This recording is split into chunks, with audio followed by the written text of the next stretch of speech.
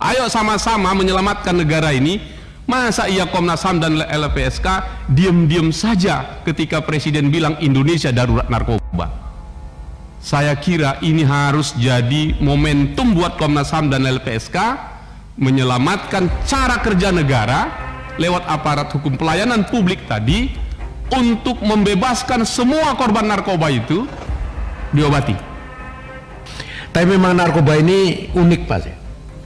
Ini tindak pidana yang kami sadari ini adalah tindak pidana terorganisir yang sangat besar dan menyangkut keuangan yang sangat luar biasa dan menyangkut bukan hanya bandar korban tetapi juga perantara-perantara, termasuk juga pengamanan-pengamanan yang melibatkan juga oknum-oknum dari aparat kita.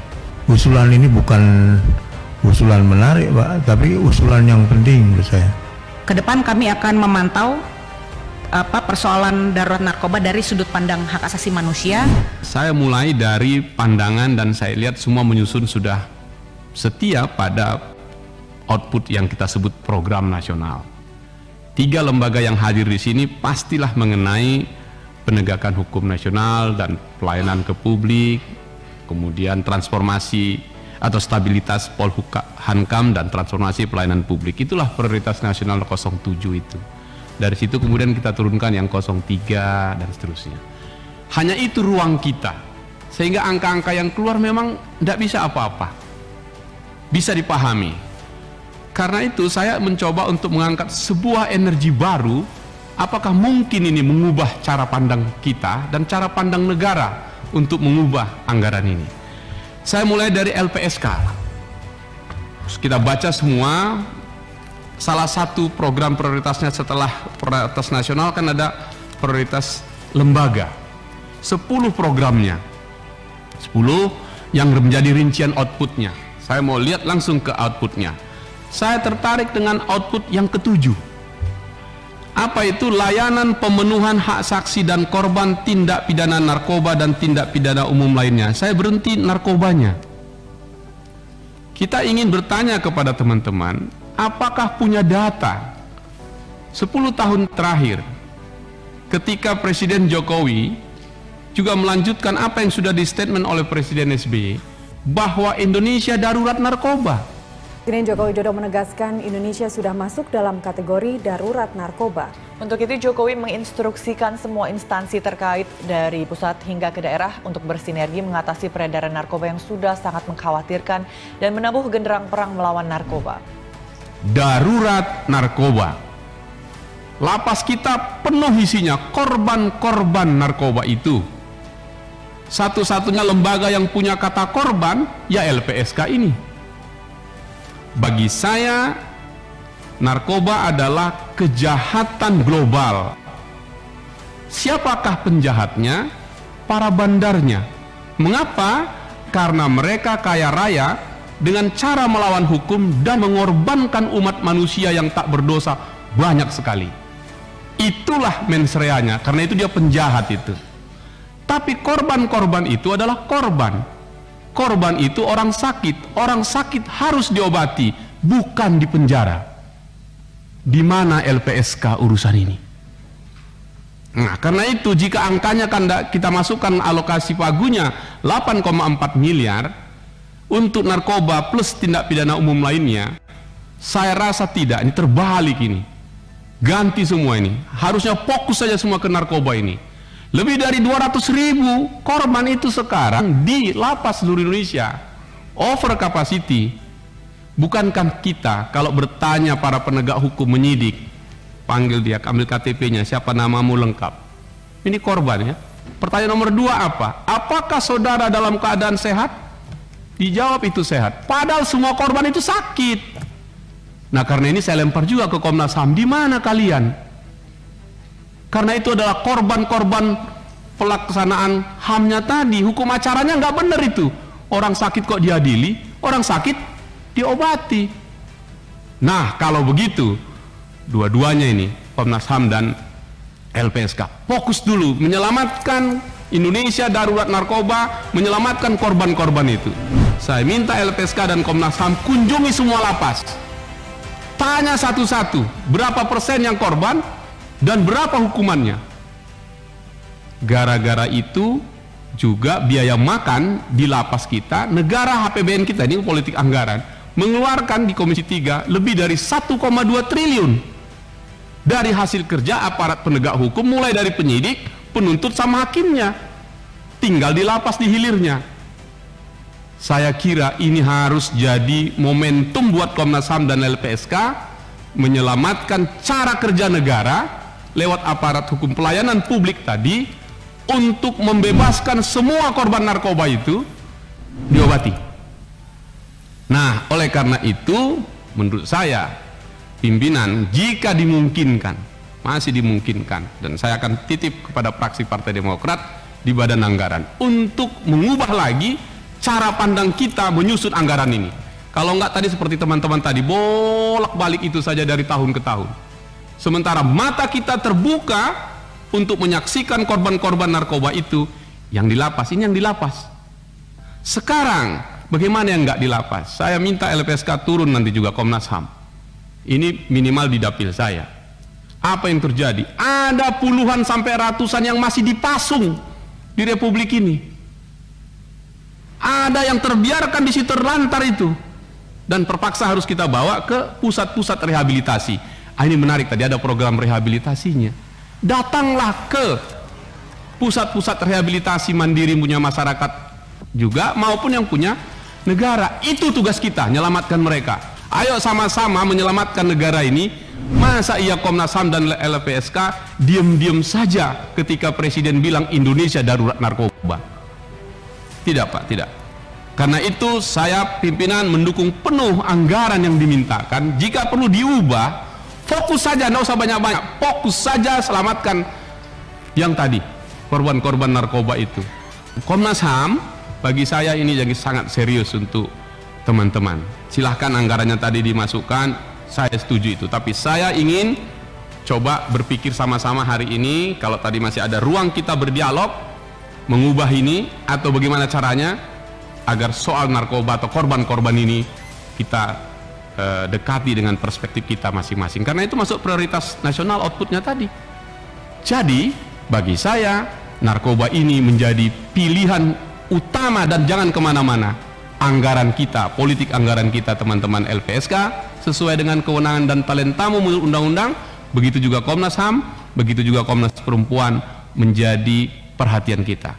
Itu saja pimpinan. Jikalau masih dimungkinkan angka-angka yang telah ditulis di sini masih bisa berubah, saya senang sekali. Jika tidak, saya menyesalinya supaya tahun depan jangan terulang lagi yang seperti ini. Terima kasih pimpinan.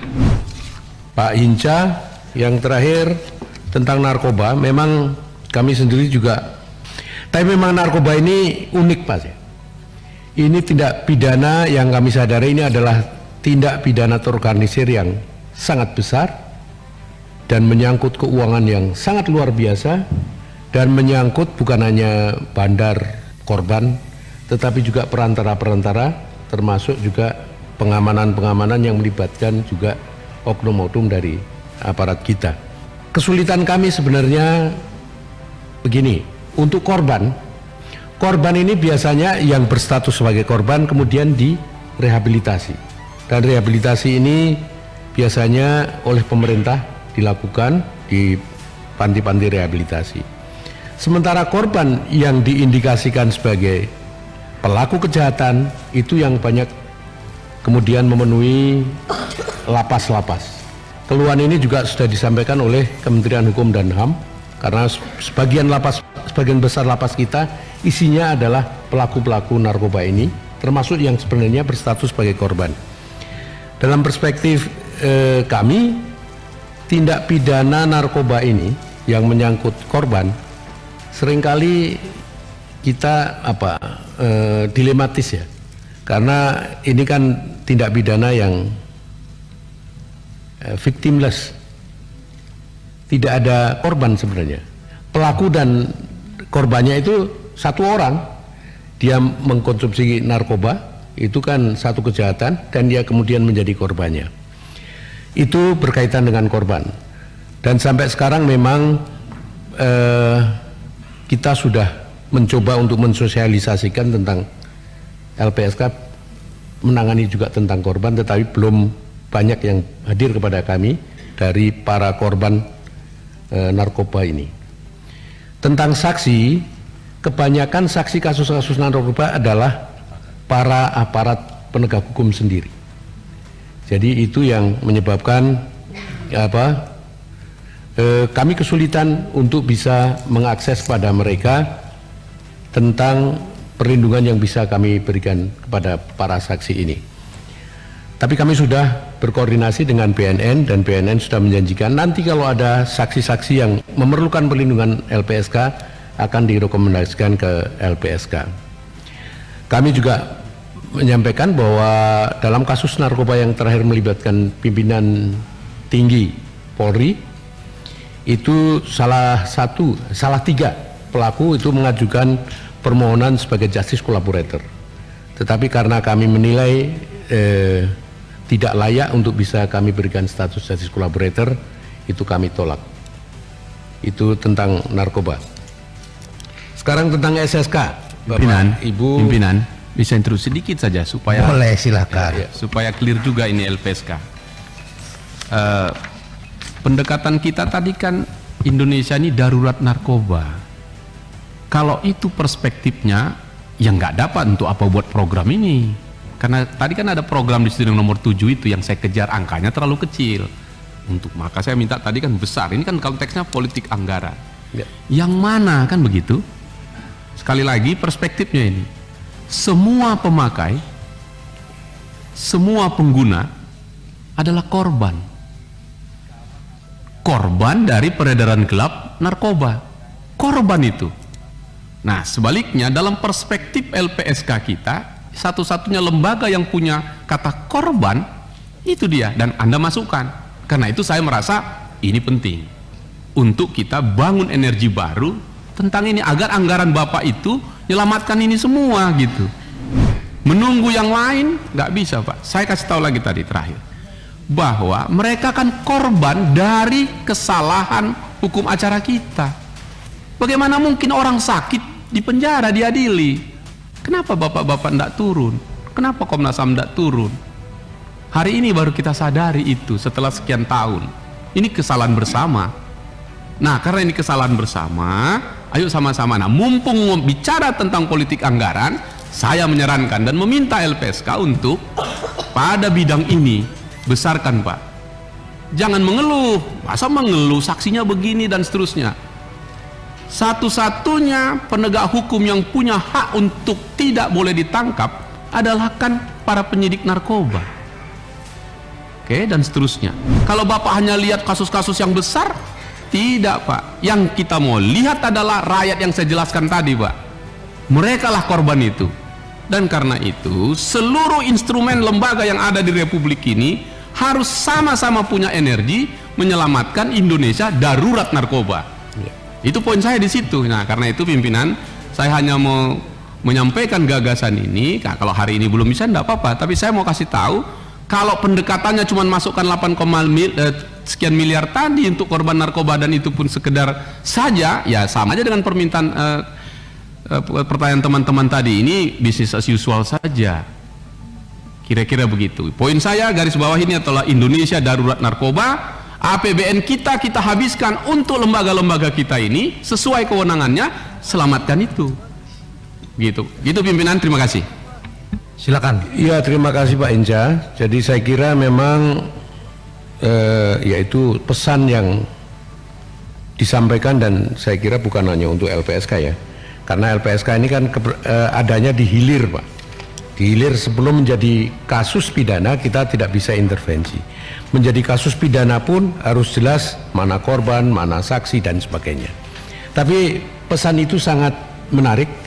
Ini harus ada perubahan mindset yang luar biasa, bukan hanya lembaga per lembaga, tetapi saya kira secara nasional ya, kebijakan pemerintah maupun yang lain perlu mengarah pada apa yang disampaikan oleh Pak Inca.